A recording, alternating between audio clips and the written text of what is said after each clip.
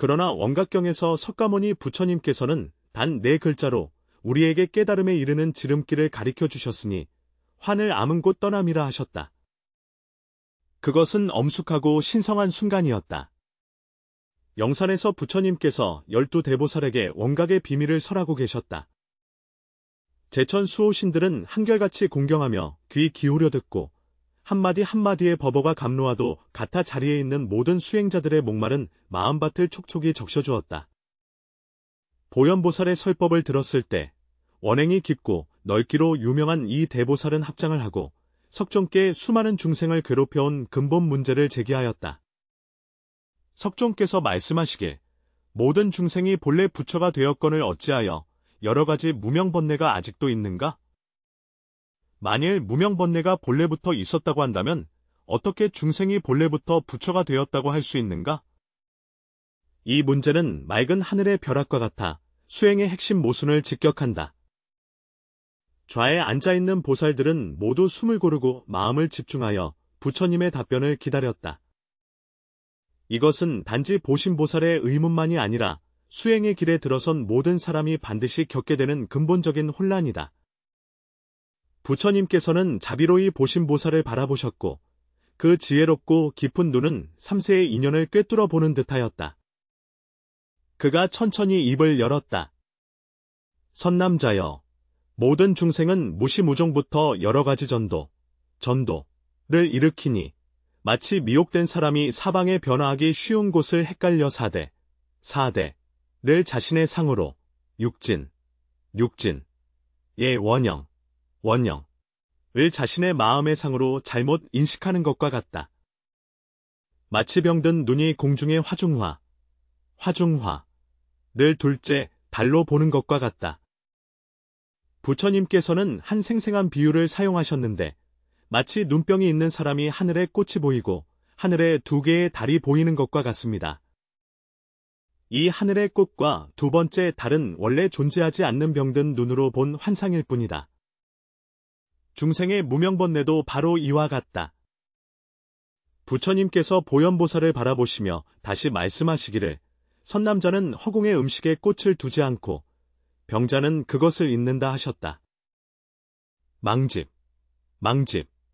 인하여 이 허공의 자성을 얻는 것이 아니며 또한 그 실상화생처를 미혹하는 것이다. 이로써 망상으로 유전하는 생사윤회가 생기니 그래서 무명이라 이름한다. 부처님께서 계속해서 가르치시되 선남자여, 이 무명은 실체가 있는 것이 아니다. 꿈속의 사람과 같으니 꿈과 현실은 결코 무가 아니며 깨어남에 이르러서는 얻은 바가 전혀 없다. 여기까지 듣고 보현보살은 마치 깨달은 듯했으나 여전히 의문이 남아 있었다. 석존이시여, 무명이 본래 공적이며 정멸한 것이라면 각성의 본성이 본래 완전한데 어째서 여러 가지 인연과 법문을 설하셨습니까? 부처님께서는 보현보살이 이미 무명의 허망한 본질을 이해하였음을 아셨으나 환상으로부터 해탈하는 법에 대해 더욱 깊은 지도가 필요함을 아셨습니다. 그리하여 부처님께서 고금에 진동하는 수행의 비결을 말씀하시니라. 선남자여, 환영을 암으로써 떠나고 방편을 삼지 말라. 환영을 떠남이 곧 깨달음이니 또한 점차적인 것이 없다. 이 16자가 나오자마자 전체 법회 현장은 순식간에 고요해졌고 모든 사람이 이 말에 거대한 힘을 느꼈으며 마치 번개가 마음속 어둠을 가르듯이 번쩍였다. 그러나 바로 이 겉보기에 단순한 4글자의 힘이 참석한 보살들의 더욱 깊은 사유와 의문을 불러일으켰다. 금강장 보살은 먼저 자리에 앉아 물었다. 석존이시여, 지완즉리, 난 무엇입니까?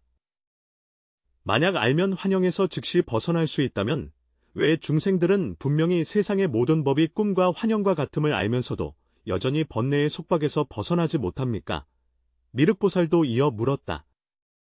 석존이시여, 만약 지완, 이 환영을 벗어나는 것이라면 이 지 자체도 환영이 아닐까요?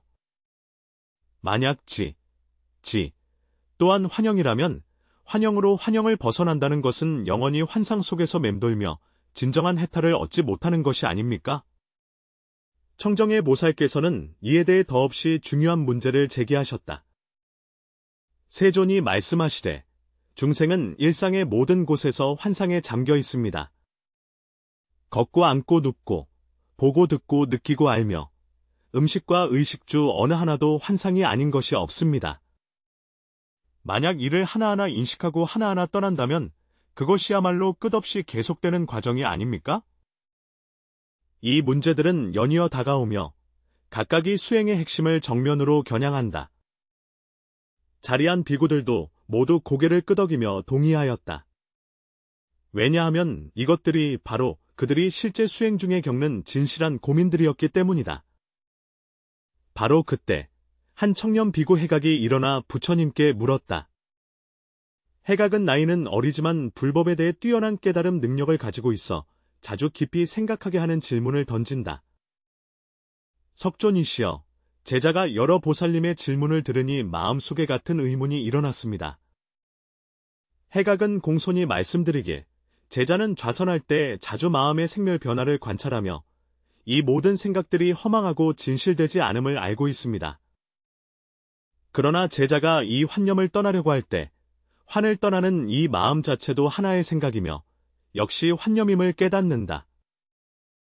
이렇게 된다면 영원히 환상 속에서 환상을 쫓는 것이 되어 진정한 해탈을 이룰 수 없지 않겠는가? 해각 스님의 말씀은 많은 수행자들의 마음을 대변한 것이다. 이것은 확실히 수행 중의 핵심 난제이다. 도대체 무엇으로 환영에서 벗어날 것인가? 만약 마음으로 벗어난다면 이 마음 자체가 곧 환영이다. 마음을 사용하지 않으면 어떻게 벗어날 수 있겠는가? 이것은 마치 해답이 없는 악순환처럼 보인다. 부처님은 이 질문들을 들으시고 눈에 한없는 자비를 드러내셨다. 그는 이 의문들이 현재 앉아있는 보살들만의 혼란이 아니라 수많은 수행자들이 공동으로 직면하는 장애임을 알고 있다. 이 문제들을 철저히 해결하지 못하면 를 알고 집을 끊는 것은 이론에만 머물게 되어 진정으로 효과적인 수행법이 될 수 없다. 좋다. 부처님께서 칭찬하시기를 너희들이 이토록 심오한 진리를 물을 수 있다면 반드시 무량한 중생들에게 이익이 될 것이다. 부처님은 잠시 머무르시며 자리에 앉은 모든 사람들을 둘러보셨다. 그들의 눈에는 기대와 갈망이 가득 차 있었다. 해각 비구님, 좋은 질문입니다. 부처님께서 천천히 말씀하셨다. 이것이 바로 수행의 핵심임을. 이 이치를 알지 못하면 알면 곧 떠난다는 말조차도 진정한 이익을 얻을 수 없다. 그러나 부처님의 가르침은 방향을 전환하여 진정으로 환영을 알고 벗어나는 수행의 요결을 이해하기 위해서는 먼저 근본적인 문제를 명확히 알아야 한다. 부처님께서 천천히 말씀하셨다. 이 근본 문제는 무엇이지? 이고 무엇이 환이며 무엇이 인가 하는 것이다. 이 세 글자의 의미를 모두 모르면 어떻게 진실로 지환증리를 실천할 수 있겠습니까? 해각 비구가 공경히 여주었습니다. 석존께서 가르침을 열어주시기를 청하니 난 무엇인가요? 부처님께서 말씀하시길 선남자여, 이것은 분별심의 지혜가 아니며 사유심의 지혜도 아니고 기억심의 지혜도 아니다. 이는 본강명지로서 알지 못하면서 알며 알면서도 알지 못함을 뜻한다. 마치 밝은 거울이 사물을 비추는 것과 같으니 거울 자체에는 마음이 없지만 모든 형상을 분명하게 비춘다. 또한 허공이 모든 것을 수용하듯 공은 본래 마음이 없으나 만물을 포용할 수 있다. 이 지혜는 본래부터 내가 가지고 있는 깨달음의 성품으로 외부에서 얻은 것이 아니며 또한 학습을 통해 얻어진 것이 아니다. 그렇다면 환이란 무엇인가? 관세음 보살께서 물으시되 선남자여, 모든 생멸하고 오고 가며 얻고 잃는 것은 모두 환상이라 하셨다. 부처님께서 말씀하시길, 내가 느끼는 기쁨과 분노, 슬픔과 즐거움은 환상이며 내가 경험하는 성공과 실패 또한 환상이다. 내가 보고 듣고 인지하는 것들 모두 환상이며 심지어 내가 수행하는 여러 경지들까지도 모두 환상이다. 왜냐하면 모든 것은 변화하고 있기 때문에 영원히 존재할 수 없기 때문입니다. 그러나 미륵보살께서 한 가지 질문을 제기하셨다. 만약 수행의 경계조차도 환상이라면 우리가 수행을 하는 의미가 무엇이냐고? 부처님께서 미소 지으며 말씀하셨다. 선남자여, 수행의 경계 또한 환영임을 알기 때문에 경계에 집착하지 않고 진정으로 해탈할 수 있다. 수행하는 여러 가지 방법들은 모두 본래의 깨달음의 성품을 인식하도록 돕기 위함이며 일단 깨달음이 이루어지면 그 방법들 자체도 놓아야 한다. 그렇다면 란 무엇인가? 금강장 보살이 묻기를, 이 질문은 수행의 핵심을 건드리고 있다. 부처님은 잠시 멈추신 후 모든 이들을 놀라게 하는 말씀을 하셨다. 선남자가여, 이 떠남은 멀어짐이 아니며 도피도 아니며 단멸도 아니다. 이 분리는 본래 서로 관계가 없는 것이다. 예를 들어 허공 속에서 구름이 오고 가지만 허공 자체는 결코 구름에 물들지 않는다. 또한 밝은 거울 속에 상은 오고 가지만 밝은 거울 자체는 결코 상에 의해 변하지 않는다. 너의 본각각성은 마치 허공과 밝은 거울과 같다. 어떤 생각과 경계가 그 안에 나타나더라도 그것 자체는 결코 더럽혀지거나 변화된 적이 없다. 그래서 부처님께서 계속 말씀하셨다. 환상을 알미 곧 떠남의 진정한 의미는 본각으로 깨어나 관찰할 때 즉시 모든 환상이 본래 너와 무관함을 발견하는 것이다. 이것은 억지로 어떤 것을 밀어내야 하는 것이 아니라 처음부터 밀어낼 필요가 전혀 없음을 깨닫는 것이다. 내가 의도적으로 어떤 것을 멀리해야 하는 것이 아니라 본래 너를 물들일 수 있는 것이 없음을 발견하는 것이다.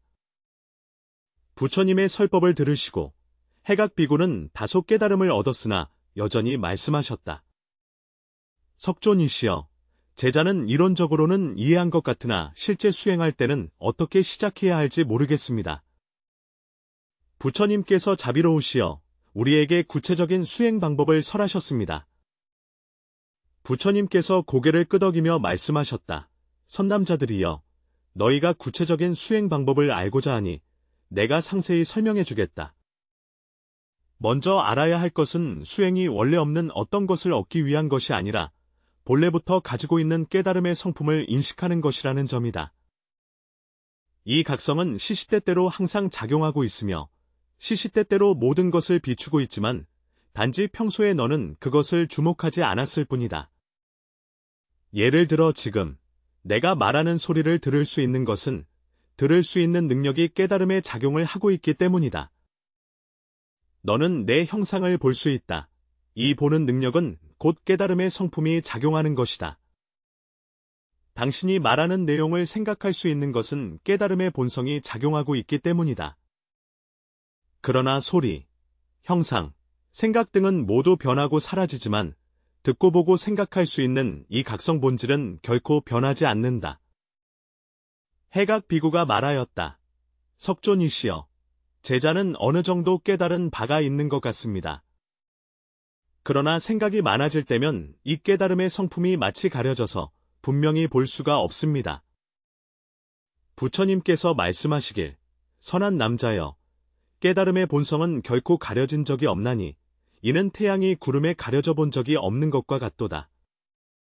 가려져 보이는 것은 오직 땅 위의 햇빛일 뿐, 태양 자체는 항상 구름 위에서 밝게 빛나고 있느니라.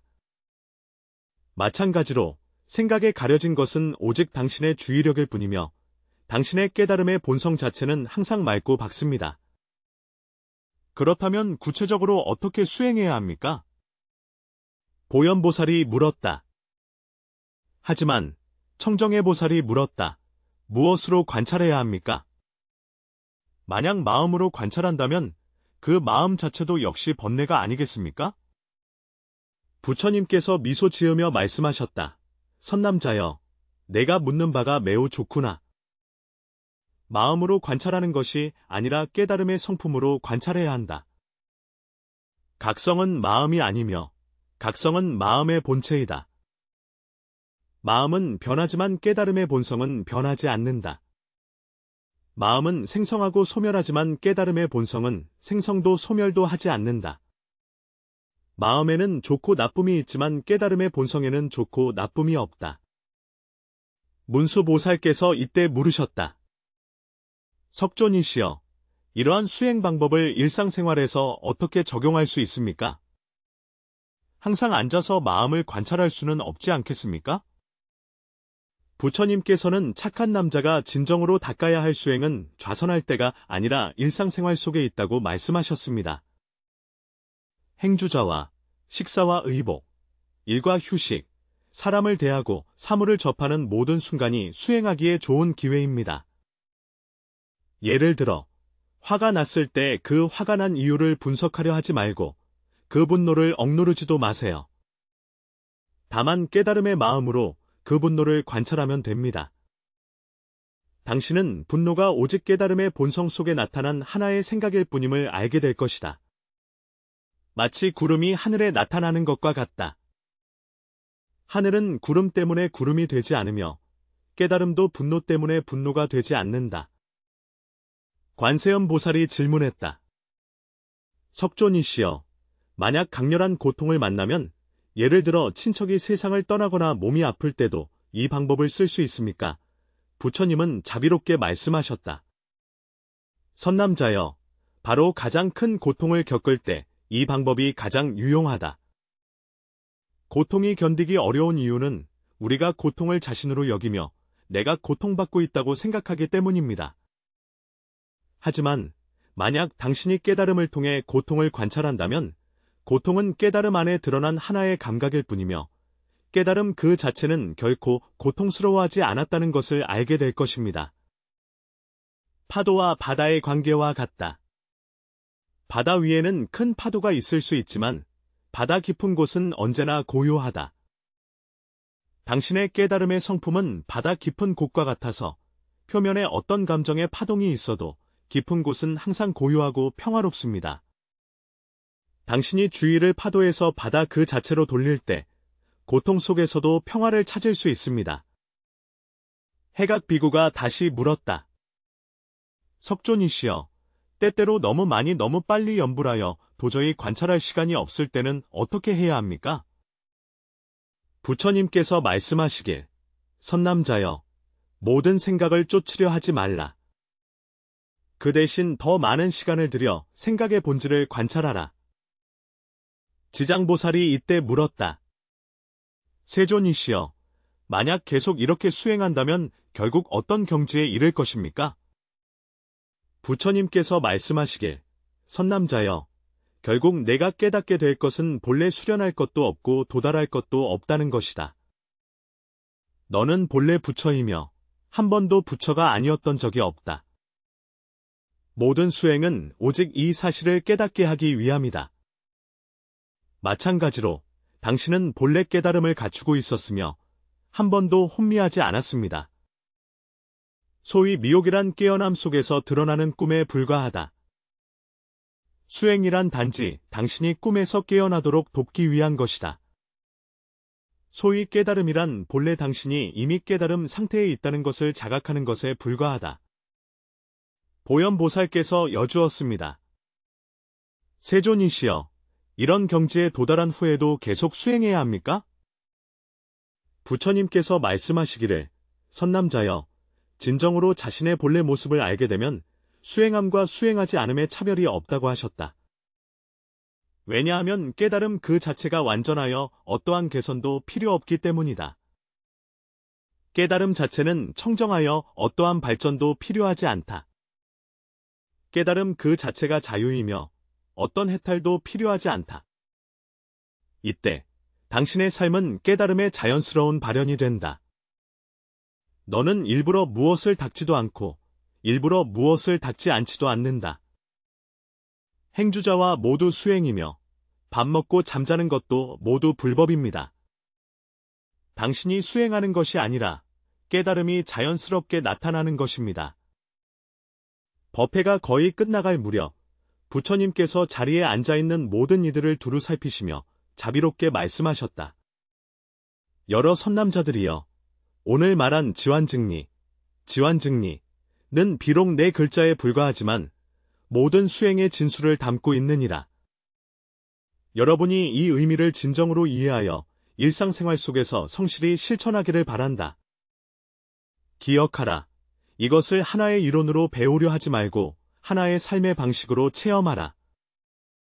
그것을 지식으로 습득하려 하지 말고 본능으로 길러야 한다. 진정으로 환각을 암과 동시에 그것에서 벗어남의 의미를 이해하게 되면 모든 번뇌는 불필요함을 알게 되고 모든 고통은 피할 수 있으며 모든 속박은 스스로가 더한 것임을 깨닫게 된다. 너는 원래 자유로우며 원래 행복하며 원래 완전하다. 해각비구가 공경스럽게 물었다.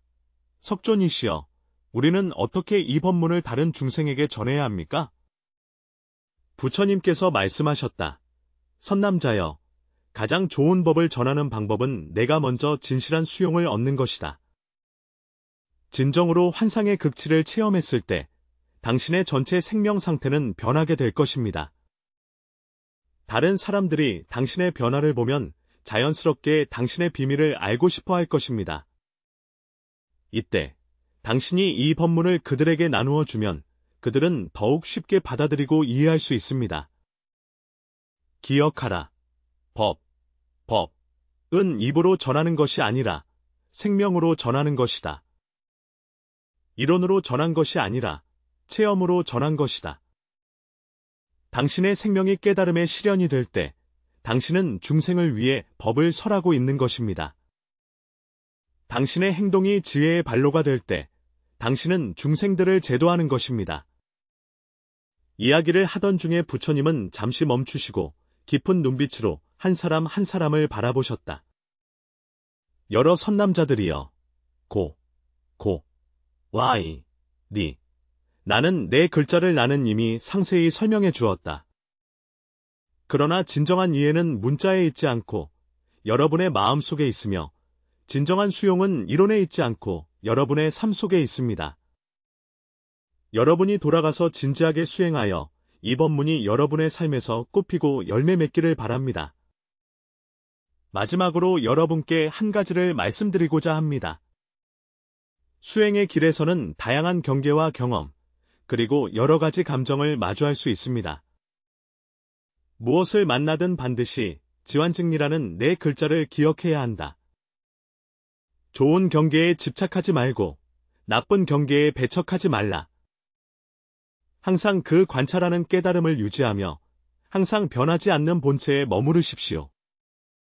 이렇게 하면 여러분은 수행의 길에서 꾸준히 나아가 궁극적인 저편에 도달할 수 있습니다. 부처님께서 이 말씀을 마치셨을 때 법회 현장은 온통 정막에 휩싸였다. 모든 사람들은 이 말씀의 의미를 깊이 생각하고 있으며 모두가 이 깊은 지혜에 감탄하고 있습니다. 그들은 오늘 듣는 것이 단순한 수행 방법이 아니라 삶의 진리이며 궁극적인 해탈로 향하는 밝은 등불임을 알고 있다. 우리가 진정으로 제법 실상의 의미를 깨달았을 때 우리가 찾고자 했던 것이 항상 우리 곁에 있었음을 알게 되며 우리가 도달하고자 했던 경지는 바로 지금 우리의 상태임을 깨닫게 된다. 이것은 소극적으로 체념하는 것이 아니라 적극적으로 각성하는 것이다. 이는 무의로 포기하는 것이 아니라 유의로 초월하는 것이다. 이 불안과 혼란이 가득한 시대의 지완증리, 나는 네 글자가 우리에게 집으로 돌아가는 길을 제시해 줍니다. 이 길은 멀리 있지 않고 바로 발 아래에 있으며 이 집은 다른 곳에 있지 않고 바로 마음속에 있다. 이 글을 읽는 모든 이들이 환영을 알기에 떠남의 묘미를 체험하고 일상 속에서 이 궁극적인 법문을 실천하며 결국 참된 고향으로 돌아갈 수 있기를 바랍니다.